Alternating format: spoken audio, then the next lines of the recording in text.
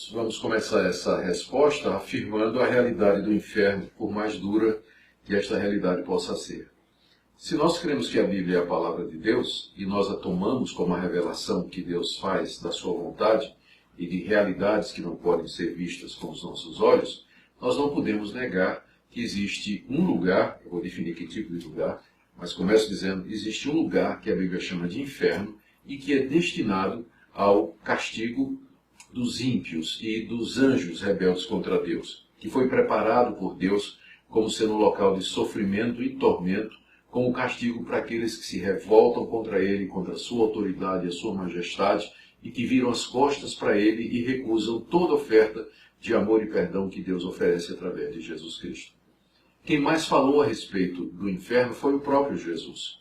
É só você consultar os evangelhos. E você verá as inúmeras referências que ele faz ao inferno, inclusive comparando o inferno a um local onde o fogo queima constantemente, um monturo, e onde os vermes que se alimentam das carnes não morrem. E ele provavelmente tinha em mente a figura do Gehenna, um vale de Inom que ficava fora de Jerusalém, que era uma espécie de monturo, de lixão, onde as pessoas jogavam os cadáveres de animais e restos de comida, e, enfim, tudo que não queriam mais, e onde o fogo queimava constantemente. Jesus usou aquilo como uma figura do que seria o inferno.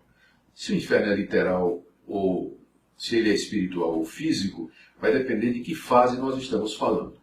Eu creio que no momento atual, a pessoa quando morre, se ela rejeitou a Deus, se ela morreu nos seus pecados, sem perdão mediante Jesus Cristo, ela entra imediatamente no estado de sofrimento.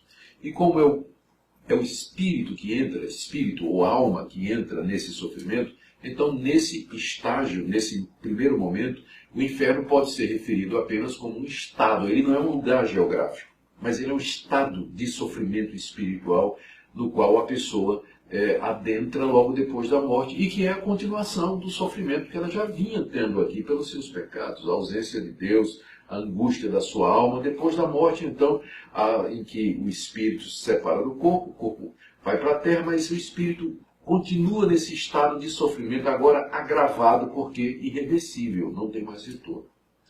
Quando Cristo vier, haverá a ressurreição dos mortos. Os corpos serão ressurretos, e nós seremos unidos outra vez aos nossos corpos. Os que são de Cristo a um corpo incorruptível, imortal, perfeito.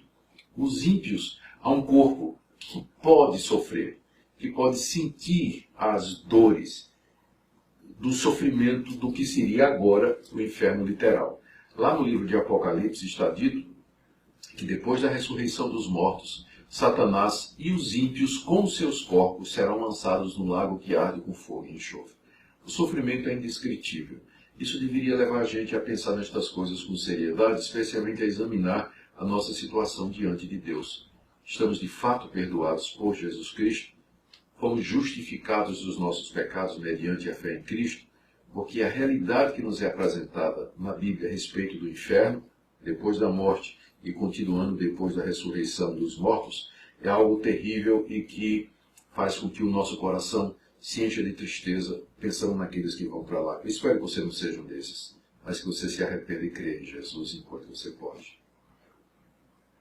E aí galera, se você gostou do nosso vídeo, se inscreve no nosso canal, clique em gostei e compartilha nas redes sociais. Se você tem alguma pergunta, envie sua pergunta para o perguntarnãoofende.ump@gmail.com.